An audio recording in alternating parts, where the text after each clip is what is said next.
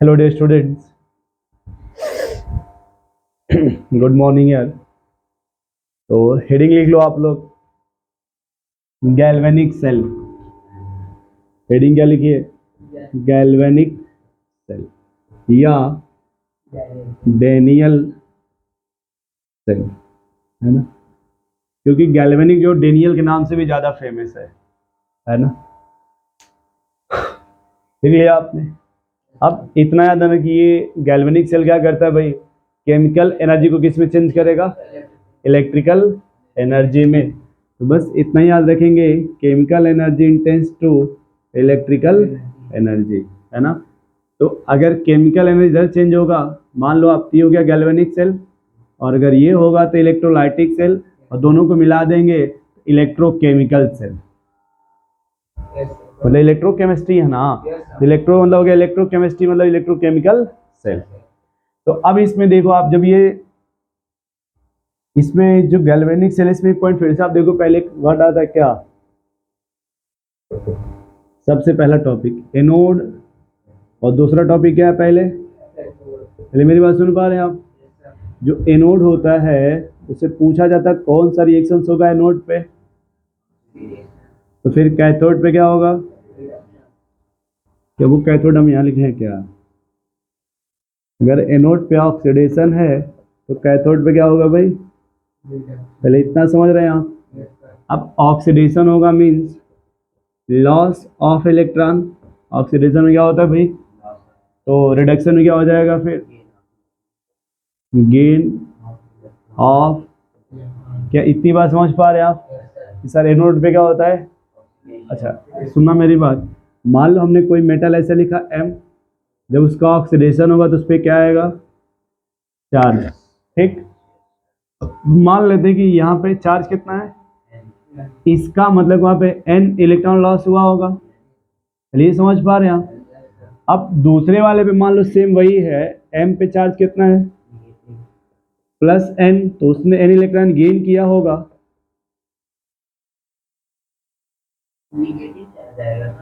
क्या?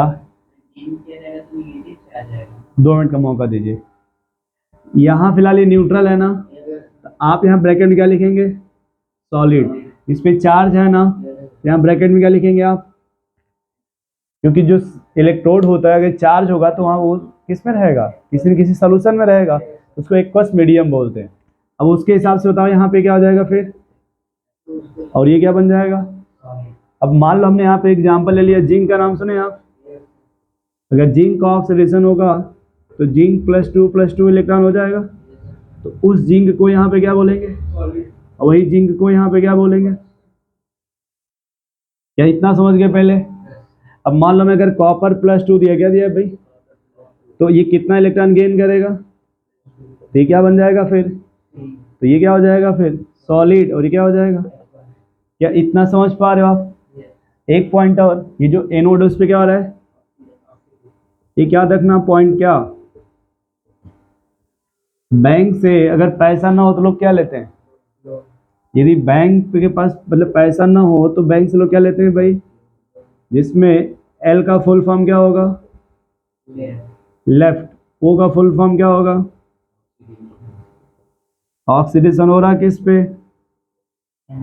एनोड पे कौन सा चार्ज होगा?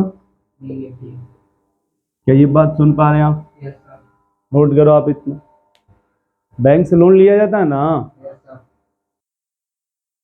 अब देखो स्टूडेंट्स, हम इसी के हेल्प से गैल्वेनिक सेल बनाएंगे, इसी के हेल्प से गैल्वेनिक सेल बनाएंगे। अब देखो, जब आप गैल्वेनिक सेल बनाएंगे तो एक पहले ऐसे कोई आपने कंटेनर ले लिया, अब आपने इसमें एक डंडा लगा दिया और इस डंडे का नाम रख दिया आपने इलेक्ट्रोड। इस डंडे का नाम आपने क्या रख दिया? दूसरा कोई कंटेनर आपने इधर लिया और उसमें भी आपने एक एक डंडा ऐसे लगा दिया। पहले इतना सुन पा रहे हैं आप?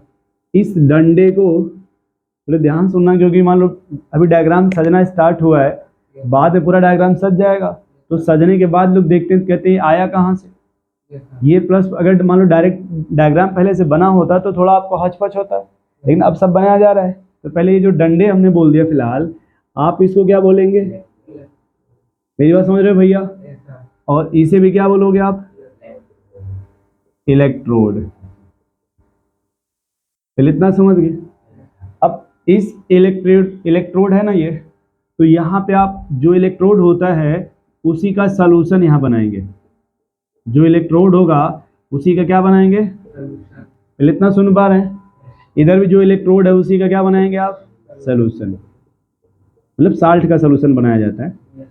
अब यदि डैनियल सेल है, क्या है, तो कहते हैं सर जो एनोड होता है वो एनोड किसका बनता है, और जो कैथोड है वो किसका बनता है, तो फिलहाल ये जो एनोड है ये बन गया किसका, जिंक का, यहाँ जो सॉल्यूशन होगा वो भी उसी का होगा, यानी यहाँ जो सॉल्यूशन है उसे क्या बोलेंगे आप, Zn+2 सल्फेट -2, क्योंकि सॉल्यूशन में आयन के फॉर्म में होगा ना वो, और यहाँ कॉपर है तो यहाँ पे जो सॉल्यूशन उसे क्या बोलेंगे आप, कॉपर+2, चाहे तो प्लस हटा के ऐसे लिख दिए थोड़ा गैप, पहले इतना समझ गए आप। अब कहते हैं कि सर जो एनोड है इस पे कौन सा रिएक्शन होगा, ऑक्सीडेशन का क्या मतलब होता है, तो समझना आप, ये जो इलेक्ट्रोड है ना ये इस, एक मिनट मेरी बात बड़े ध्यान सुनना आप, फिर डाउट मुझे लगता है आपको नहीं आएगा, है ना। एनोड पे कौन से रिएक्शंस हो रहे हैं, ऑक्सीडेशन। ऑक्सीडेशन का क्या मतलब होता है, लॉस ऑफ, तो मान लो अगर हमारा एनोड बना दीजिए आप, तो हमारा ऑक्सीडेशन होगा, तो हम क्या लॉस करेंगे, तो मेरे पॉकेट में क्या होना चाहिए, तभी तो हम इलेक्ट्रॉन लॉस करेंगे भाई। अगर हम इलेक्ट्रॉन लॉस कर रहे हैं तो हमारे पॉकेट में इलेक्ट्रॉन होना चाहिए कि नहीं, तो हमारे बॉडी में अगर कोई मतलब चेक करना चाहेगा तो इलेक्ट्रॉन मिलेगा कि नहीं, तो उस इलेक्ट्रॉन पे चार्ज कौन सा होता है, तो याद रहे कि सर यहाँ जो ये आप बना रहे हैं इलेक्ट्रोड ये जिंक का है, बट इस इलेक्ट्रोड पे चार्ज कौन सा होगा, मेरी बात सुन पा रहे हैं आप, तभी तो आप यहाँ से इलेक्ट्रॉन को भेज रहे हैं इधर। अच्छा सुनना मेरी बात, अब अगर हम जिसको इलेक्ट्रॉन दे रहे हैं तो उस पे कौन सा चार्ज होना चाहिए, क्या मेरी बात सुन रहे हो आप, तभी तो वो इन इलेक्ट्रॉन को गेन करेगा भैया। और यहाँ पे बीच में एक बल्ब लगा देंगे, बल्ब लगा दो, वोल्टमीटर लगा दो, या जो चाहो वो आप लगा दो, यहाँ क्या लगा दिया भाई आपने, क्या इतना समझ रहे हैं आप, ये रॉड है, क्या है ये, मतलब रॉड ना बोल के क्या बोलेंगे, और ये इलेक्ट्रोड बना किसका है, जिंक का, ठीक है। देखिए इलेक्ट्रोड जिंक का बना है, उस पे वो नेगेटिव चार्ज है उस पे, अब जो जिंक है उसका ऑक्सीडेशन होगा कि रिडक्शन होगा, तो क्या जो ऑक्सीजन का, तो जो जिंक का इलेक्ट्रोड है वो Zn+2 में चेंज होगा क्या, बोलो भाई, तो Zn+2 है कहाँ पे, सोल्यूशन में है क्या, तो ये इलेक्ट्रोड धीरे धीरे आपका इधर सोल्यूशन में आने लगेगा क्या, जैसे जो इलेक्ट्रोड है जब इलेक्ट्रॉन लॉस कर देगा इलेक्ट्रोड, पहले जिंक है कि नहीं, जब इलेक्ट्रॉन लॉस करे किस फॉर्म में चल जाएगा, तो Zn+2 तो यही है ना सोल्यूशन में, तो जब ये इलेक्ट्रोड इलेक्ट्रॉन लॉस करेगा तो धीरे धीरे इलेक्ट्रोड ये किस में आने लगेगा, मीन्स यहाँ जो इलेक्ट्रोड होगा, मैं थोड़ा इसे मिटा दे रहा हूँ, यहाँ पे पतला हो जाएगा थोड़ा, इलेक्ट्रोड क्या होगा, थीन, समझते हो आप, बोलो भाई। अब समझो आप इधर से क्या आ रहा है, इलेक्ट्रॉन, सोल्यूशन में कौन है, तो अगर बारात आ रही हो इधर से, मान लो आ रही हो, तो कोई स्वागत करने जाएगा कि नहीं, उसको एक्सेप्ट करना है, तो जो इस सोल्यूशन में +2 होगा वो यहाँ पहुंचेगा क्या, बोलो हर तरफ से उसको स्वागत करने के लिए यार, क्योंकि इलेक्ट्रॉन आ रहा है ना, तो अगर यहाँ पे तो ये धीरे धीरे थिक होने लगेगा क्या, और वो थीन होने लगा क्या, पहले इतनी बात सुन पा रहे हैं आप लोग, बोलो भैया। कुछ समय बाद इन दोनों का जैसे कंसंट्रेशन होता है 1 मोलर, मोलरिटी कभी पढ़ेंगे आप, तो ये सोल्यूशन का जो कंसंट्रेशन फिक्स होता है कितना, 1 मोलर, और इसका भी कंसंट्रेशन है कितना, 1 मोलर, ये फिक्स होता है। अब बताना कि जिंक और सल्फेट में किसका अमाउंट बढ़ रहा है,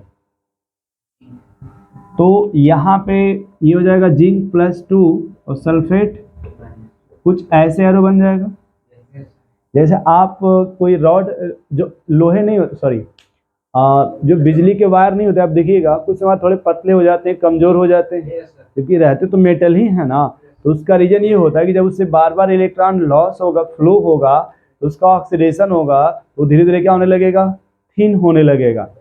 और यहाँ देखो अब इसमें इस सोल्यूशन से कौन जा रहा है, इस पे चिपक रहा है, तो कौन नहीं जा रहा है, तो यहाँ कॉपर कंपेरिजन में सल्फर का अमाउंट ज़्यादा हो जाएगा क्या? क्या इतनी बात सुन पा रहे हो आप? बोलो भाई। और ये वाला जो है इसको क्या बोलेंगे आप? एनोड। और इसे क्या बोलेंगे आप? कैथोड। लेफ्ट में कौन है? राइट में कौन है? एनोड पे कौन सा चार्ज है? तो याद रखो जो आपने लोन लिखा था उसका यही मतलब है ना, क्योंकि अगर यहाँ पे निगेटिव इलेक्ट्रोड पे होगा तभी तो इलेक्ट्रॉन लॉस करेगा, और यहाँ अगर पॉजिटिव होगा तभी तो उसको गेन करेगा। अच्छा, लॉस करेगा, धीरे धीरे पतला होने लगेगा, थीन होने लगेगा, तो सोल्यूशन किसका अमाउंट बढ़ जाएगा? जिंक का, क्योंकि ये टूट टूट के गिरने लगा ना इसी में। इस इलेक्ट्रॉन चल, जिस शहद देखो ना, शहद जो हनी बी का छत्ता इतना बड़ा होता है, तो उस छत्ते से अगर शहद निकालना स्टार्ट कर दीजिए तो वहाँ से हनी गिरना स्टार्ट हो जाती है, मधुमक्खियाँ गिरना स्टार्ट हो जाती है। वहाँ देखेंगे जब लोग छत्ते से वो शहद निकाल लेते हैं, अगर मान लो से इलेक्ट्रॉन आपने निकाल लिया तो धीरे शहद जो जमीन पर गिरने लगती है, सॉरी मधुमक्खी गिरने लगती है ना, वैसे ही ये जिंक धीरे धीरे किस में चेंज होने लगेगा, तो इसका कंसंट्रेशन बढ़ जाएगा। अब एक समय धीरे धीरे ऐसा आएगा इसका अमाउंट इतना ज़्यादा बढ़ जाएगा कि अब यहाँ करंट का जो फ्लो होना था वो क्या हो जाएगा? स्टॉप हो जाएगा। क्यों? क्योंकि उधर कैटायन का कंसंट्रेशन बढ़ गया, मींस अब वहाँ ऑक्सीडेशन नहीं होगा।